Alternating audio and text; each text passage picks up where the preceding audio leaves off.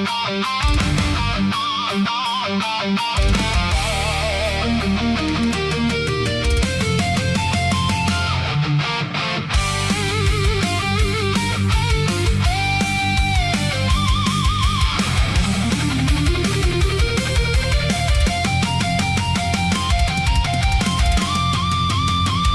នចង់បោកភ្នែកនាំបិទឈឺផ្សាខ្លាចត្រូវឆាប់ផុតសង្ខារព្រោះសង្សារទៅមានអ្នកថ្មីអារម្មណ៍មិននឹងកែភ្នែកជាប់ស្កឹងបានត្រឹមឈរមើលគ្មានពាក្យណាត្រូវសាររើ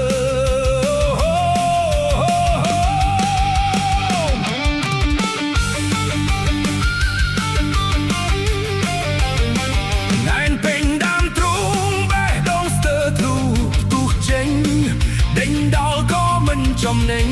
សែនទូមនេញអោរាប់សាឈឺតួត្រូវគេវាយអ្នកណាជេស្ដីក៏លែងដឹងឮមិនដែលចេះមានជំងឺពេលនេះឈឺជួបតែដីទុកជ្រុលហួហេតុពេកហើយដឹងខ្លួនខ្លះទេបាក់ក្ដីស្នេហ៍លុបចិត្តឲ្យគេមិនអាម៉ាស់មុខវាស្បាក់ពលលួចពីមាត់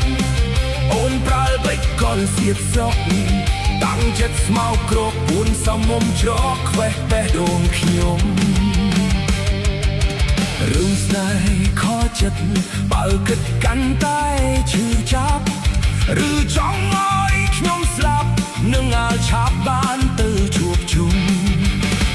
មិនហ៊ានទៅអារឿងរ៉ាវស្នេហាមិនអាចបងខំតែគួរណាកុំរួមក្បត់មុខខ្ញុំវាជ្រុលពេកហើយ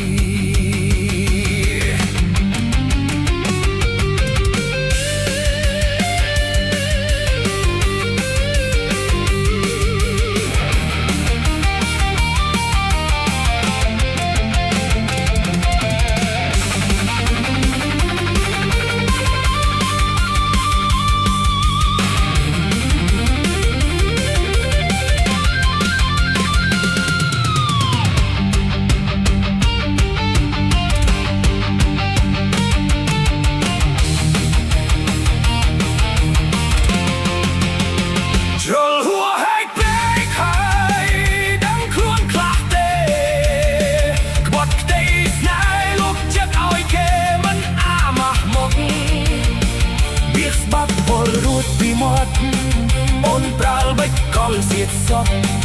តាំងចិត្តស្មោកគ្រោកពួនសំងុំច្រកខ្វេះបេះដូងខ្ញុំរឿងស្នេហ៍ខកចិត្តបើគិតកាន់តែឈឺចាប់